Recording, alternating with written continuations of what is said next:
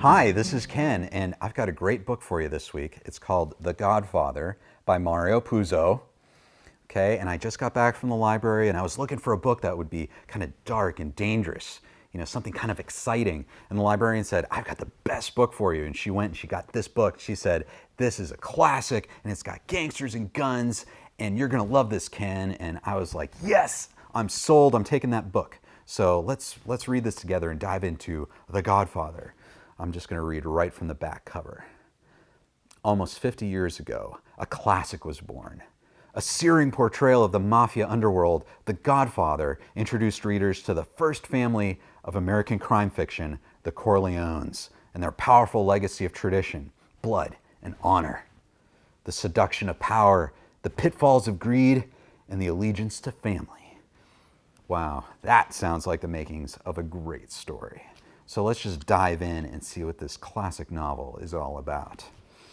Okay, perfect. We've got a scene here with Johnny Fontane, a character named Johnny Fontane, and he's talking with the Godfather, whose name is Don Corleone. He lit a cigarette. So, Godfather, right now, life doesn't seem worth living. Don Corleone said simply, These are troubles that I cannot help you with. He paused, then asked, What's the matter with your voice? all the assured charm, the self-mockery, disappeared from Johnny Fontane's face. He said almost brokenly, Godfather, I can't sing anymore. Something happened in my throat. The doctors don't know what. Hagen and the Don looked at him with surprise. Johnny had always been so tough. Fontaine went on. My two pictures made a lot of money. I was a big star. Now they throw me out. The head of the studio always hated my guts, and now he's paying me off. Don Corleone stood before his godson and asked grimly, Why does this man not like you? I used to sing those songs for the liberal organizations, all that stuff you never liked me to do. Well, Jack Waltz didn't like it either. Then I snatched a girl he had saved for himself. It was strictly a one-night stand. Then she came after me. What the hell could I do? And Ginny and the kids won't take me back unless I come crawling on my hands and knees. And I can't sing anymore. Oh, Godfather, what the hell could I do? Don Corleone's face had become cold, without a hint of sympathy. He said contemptuously, You can start by acting like a man. Suddenly, anger contorted his face. He shouted, Like a man. He reached over the desk and grabbed Johnny Fontane by the hair of his head in a gesture that was savagely affectionate. By Christ in heaven, is it possible you have spent so much time in my presence and turned out no better than this? A man who weeps and begs for pity, who cries out like a woman, What shall I do? What shall I do? Wow, so it seems like if you're in a mafia family, if you're a man, you got to be a man. Okay, well, let's see what the Godfather's up to a little later here. Oh, it looks like Godfather's in the hospital, and his son Michael has come to visit him, and he's talking with the nurse. When the nurse came in, he said, I don't want you to get frightened, but we have to move my father right away to another room or another floor. Can you disconnect all these tubes so we can wheel the bed out?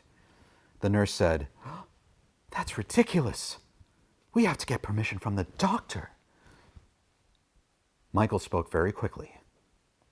You've read about my father in the papers. You've seen that there's no one here tonight to guard him. Now, I've just gotten word some men will come into the hospital to kill him. Please, believe me and help me.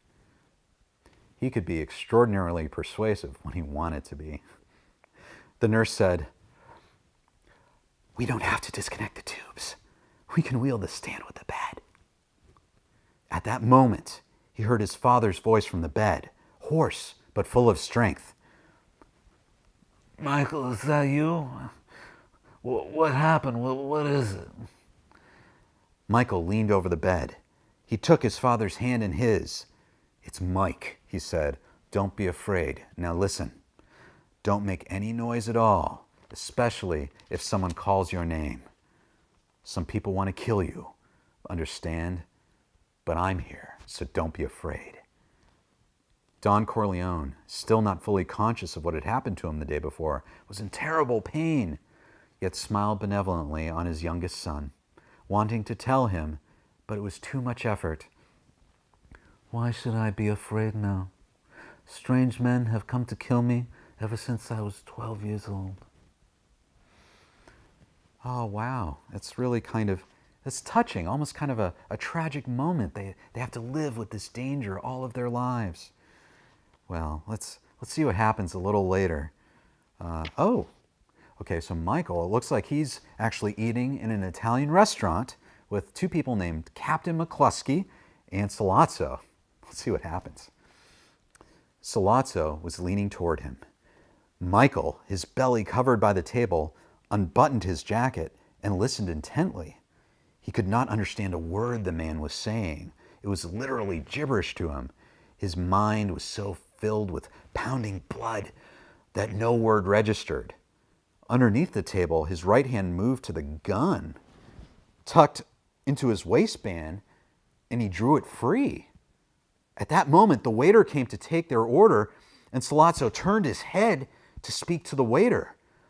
Michael thrust the table away from him with his left hand, and his right hand shoved the gun almost in Sollozzo's head. The man's coordination was so acute that he had begun to flung himself away from Michael's motion. But Michael, younger, his reflexes sharper, pulled the trigger. The bullet caught Sollozzo squarely between his eye and his ear when it exited the other side and blasted out a huge gout of blood and skull fragments onto the petrified waiter's jacket. Whoa! Oh, man, that's kind of getting a little too violent there, I think, just for a nice, pleasant restaurant dinner. Wow. Okay, so before I read any further, before we take a look at this together, I think we have to realize that, number one, if you're a man in the mafia, you have to act like a man, okay, or else the Don's going to get angry. And then, if you go to eat at an Italian restaurant, be a man, but the other men might get mad at you for being a man, at which point the tables will start flying and you might have to pull out a gun and shoot people right in front of the waiter. So, oh man, I can't wait to read the rest of this. I hope you can read the rest of it with me. And it's The Godfather by Mario Puzo. Let me know what you think, and I look forward to seeing you next time. Thanks for watching Ken Reads. If you enjoyed reading with me and want to hear me read more books, go ahead and hit subscribe, and I'll be sure to keep those books coming.